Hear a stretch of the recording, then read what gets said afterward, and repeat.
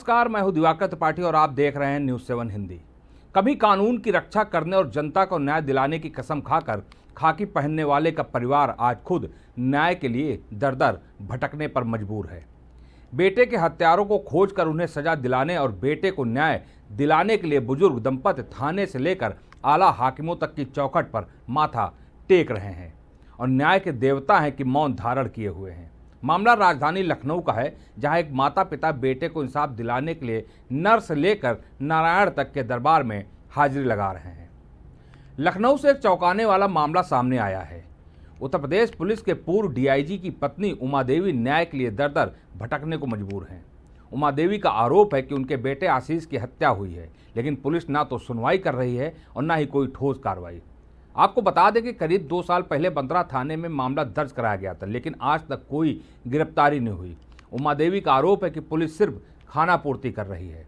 उन्होंने थाने से लेकर पुलिस कमिश्नर ऑफिस तक कई चक्कर लगाए, लेकिन हर बार उन्हें निराशा ही हाथ लगी। न्यूज़ 7 हिंदी से बातचीत में उमा देवी ने चौंकाने वाला खुलासा किया है। उनका कहना है कि विवेचना अधिकारी उप निरीक्षक हरीश कुमार यादव ने उन्हें कॉल कर कहा कि सरकारी वकील बात करना चाहते हैं, जो भी मांगे उन्हें दे देना। उमा देवी के मुताबिक उनसे 4,000 रुपये की मांग की गई, जो उन्होंने संबंधित खाते में भेज भी दिए, लेकिन इसके बाद अधिकारी ने मुलाकात से बचना शुरू कर दिया। अगले दिन और पैसों की मांग की गई, जिससे उमा देवी को शक हुआ और उन्होंने जांच की तो पूरी बात फर्जी निकली। मेरा नाम उमा देवी है। मेरा जो बेटा था उसकी गाड़ी चोरी हुई और उसके बाद उसका बच्चे को मर्डर का लगता है मेरे को, मगर पुलिस मेरी कोई मदद नहीं कर रही है। हम कब से भटक रहे हैं। ये 2023 का नवंबर का मामला है। 2000 नवंबर से हम भटक रहे हैं। मैंने ऊपर कमिश्नर साहब से लेके मुख्यमंत्री, प्रमुख सचिव, मुख्यमंत्री जी को सबको बाई हैंड लेटर भी भेजा, बाई हैंड मिले भी, और मगर उस पर कोई कार्रवाई नहीं हुई मेरी। कमिश्नर साहब, एसपी साहब और सीओ साहब, सबसे मैं थाने में कम से कम नहीं तो मैं 50 चक्कर लगा चुकी हूँ। ये लोग कह रहे हैं कि जांच हो रही है, जांच हो रही है। ट्रक बरामद हो गया है और ट्रक बरामद करके वहाँ सोनभद्र में इन्होंने खड़ा कर दिया है। वो कह रहे हैं कि आपका बेटा बेच गया है। बेचने का हमको कोई प्रूफ नहीं दिखा रहे हैं, ओरिजिनल कागज़ नहीं दिखा रहे हैं कि अगर बेटा बेच गया है तो उसका हमको ओरिजिनल कागज़ मिलना चाहिए ना। ये ट्रक 13 जून 2023 को बेचा गया है। उस वक्त बेटा मेरा 13 जून 2023 को कानपुर के मेडिकल कॉलेज में था। हमने सारे पुलिस को एक बार नहीं, कम से कम 8-8, 10 बार हम पुलिस को दे चुके हैं, लिखित में दे चुके हैं। आईओ को पूरी चीज़ें दे चुके हैं। आईओ कोई ना मेरा बयान लेता है, ना मेरे पास आया, ना मेरे से कोई उसने संपर्क करता है। जबकि हम आईओ को सारी चीज़ें मैंने आईओ को दे दी थी एक बार में, जब फार्म हाउस पे आए थे वो मौका मुआयना करने के लिए।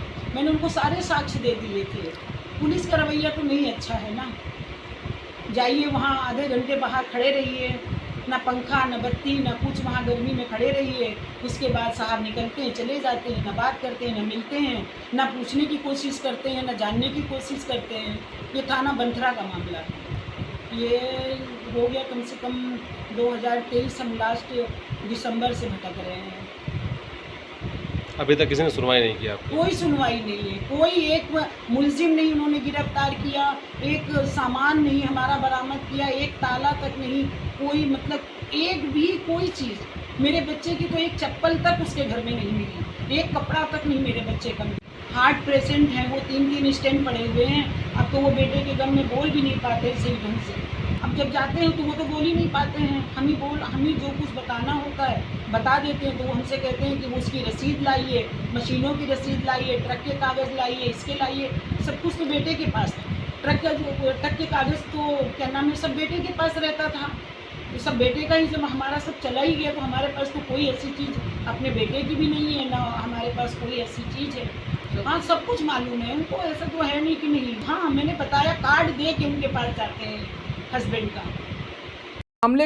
इस मामले की रिपोर्ट अब गोमतीनगर थाने में दर्ज कराई जा चुकी है, लेकिन अभी भी किसी तरह की कोई भी कार्रवाई नहीं हो रही है।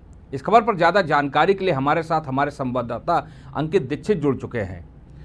अंकित, पूरा मामला सुना, उमा देवी ने जो बताया है उस पर आपका क्या कहना है? क्या कुछ पूरा मामला है, क्योंकि आपने पूरी खबर बनाई है?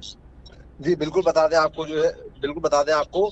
तो इस मामले पे जब उमा देवी से बात किया गया तो उमा देवी का जो उमा देवी ने बताया वो पूरे तरीके से चौंकाने वाला मामला था। उमा देवी के इलाज के दौरान मौत हो जाती है, जिस पर उमा देवी ने आरोप लगाया कि हमारे बेटे की हत्या गिरी। लेकिन कई बार लेकर नहीं सुनते। उनका अभी यह आरोप है कि थाने हम जाते हैं तो कोई दरोगा, कोई इंस्पेक्टर उसे बात भी नहीं करता है, जिससे वो जो है आहित है। उनका कहना है कि इस मामले जबकि हमारे पति जब डीआईजी थे उसके बावजूद भी पुलिस मेरी नहीं सुन रही है। बिल्कुल अंकित, देखिए डीआईजी के पद से थे, रिटायर होते हैं, और ये भी देखने को मिला है कि उनको राष्ट्रपति ने भी पुरस्कार दिया है उनकी उत्कृष्ट सेवा के लिए। उस समय मायावती मुख्यमंत्री थे उत्तर प्रदेश की, उन्होंने भी मेडल प्रदान किया है। ऐसे अधिकारी को खुद उसके बेटे की मौत का न्याय न मिले तो इसको क्या कहा जाएगा, क्या समझा जाएगा अंकित?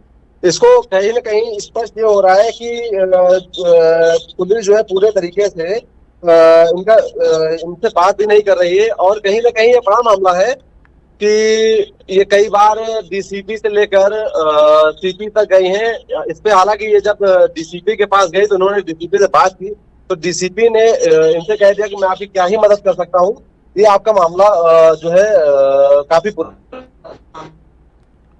बिल्कुल अंकित, आपका बहुत बहुत शुक्रिया जानकारी देने के लिए। तो देखा आपने किस तरीके से पुलिस कह रही है कि आपका बहुत पुराना मामला, जबकि महज 2 साल पुराना मामला है। और जब भी कोई सियासत का मामला बीच में आता है तो पुलिस 20 साल पुराने मामले को, यानी कि गड़े मुर्दे को भी उखाड़ लाती है। फिलहाल मृतक के पिता जो है वो उत्तर प्रदेश पुलिस में डीआईजी पद से रिटायर हुए थे और उनकी उत्कृष्ट सेवा के लिए राष्ट्रपति और मुख्यमंत्री से मेडल भी मिले हैं, लेकिन आज उन्हीं का विभाग उनके बेटे को न्याय नहीं दिला पा रहा है। ऐसे अब देखना ये होगा कि लखनऊ पुलिस इस मामले में क्या ठोस कदम उठाती है या फिर ये मामला भी फाइलों में ही दफन होकर रह जाएगा। इस खबर में इतना ही। देश दुनिया की तमाम खबरों के लिए आप बने रहिए न्यूज़ 7 हिंदी के साथ। नमस्कार।